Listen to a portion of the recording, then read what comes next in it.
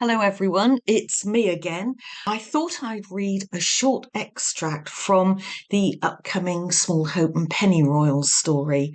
Um, no spoilers, just a little bit of background on Smallhope's family down the generations. Very interesting, as you can imagine. So off we go. It would probably be useful at this point to include a little information on us, the Smallhopes, where we live, a bit of family history, and so forth. I know it's fashionable for people to claim their ancestors came over with the conqueror, and for all I know, ours did, among the mercenaries, the murderers escaping justice, and General hoi polloi Duke William recruited because he was desperate for manpower.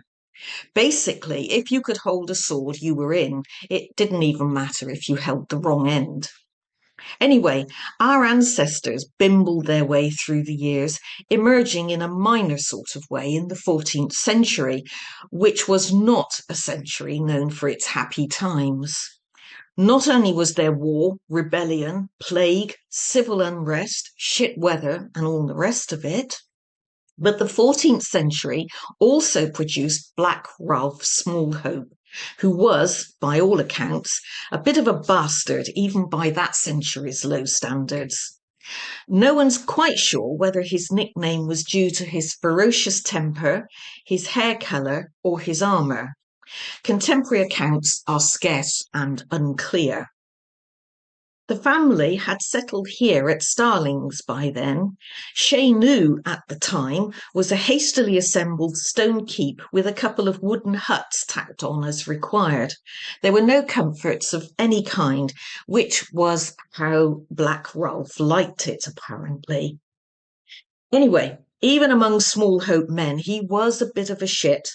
Black Ralph was married to perfectly normal Agnes, who, incidentally, is credited with bringing red hair into the family where it's been ever since. And they had 3 sons. I don't know about any daughters, they didn't count. According to the legend, Agnes was pious and kind to the poor and everybody loved her, except Ralph, one of those men who, due to an unacknowledged but massive inferiority complex and unwillingness to confront their own inadequacies, are always convinced that their wife is having an affair with every man she meets, often a self-fulfilling prophecy. I'm not sure whether chastity belts were a thing then or ever, but they weren't good enough for Ralph, who went one better and locked Agnes in a cage in 1346, grabbed his sons, and followed Edward III to France. Presumably, he forgot all about his wife because he didn't return for some years.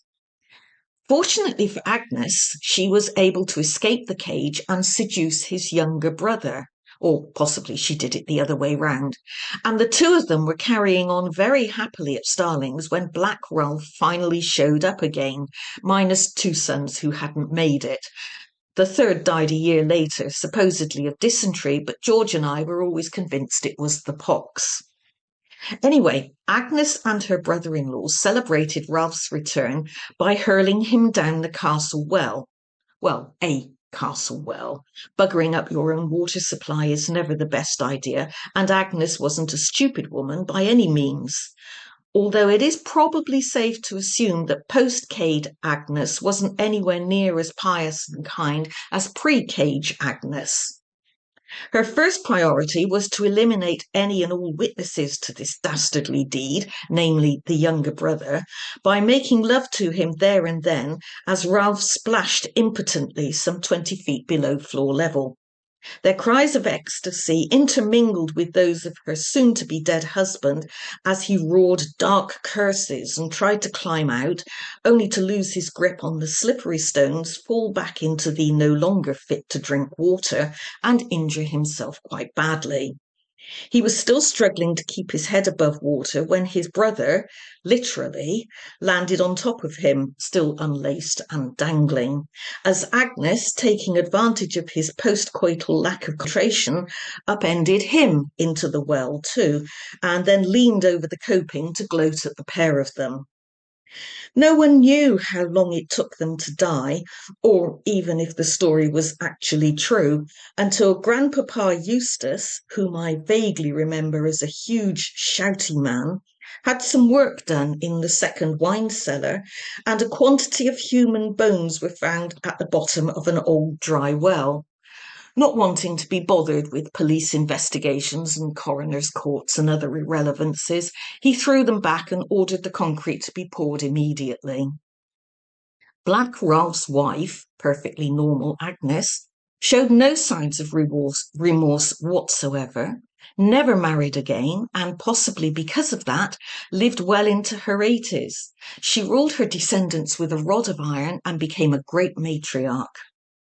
As children, George and I spent long hours down in the cellar, listening for the piteous cries of long dead ghosts clamouring for revenge, until Papa very sensibly pointed out that we wouldn't be able to hear them under all that concrete, would we? And I think we went off to play on my Xbox. And before I forget, Starlings is named for the sky full of starlings who, for centuries, have flocked around the rooftops during winter sunsets, sweeping, swooping, swirling in complex patterns of magnificent splendour, a murmuration, and incidentally crapping over everything in sight, which just about sums up the Smallhopes, really. Of Ralph's original castle, only parts of the keep remain, incorporated into one end of the west wing.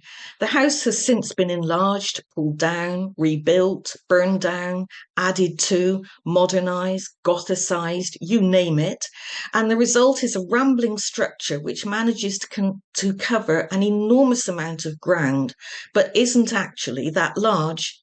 It has no particular architectural merit, but we do have adequate plumbing and heating thanks to an Edwardian Smallhope who married an American heiress.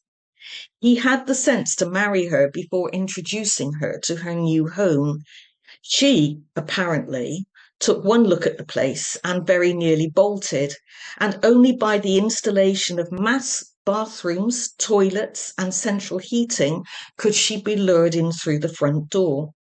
I always imagine them laying a trail of toilets across the floor to tempt her in. Obviously, the benefits of marrying money were plain for even a Smallhope man to grasp, and from that moment on, all subsequent male Smallhopes would marry well, but not necessarily wisely.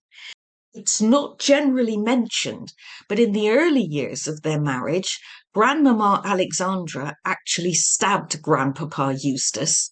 Sadly, the reason why has been lost to time, but as you can imagine, there was a hell of a row, and he always swore he never dared turn his back on her afterwards. Papa and Mamma were at least polite to each other most of the time.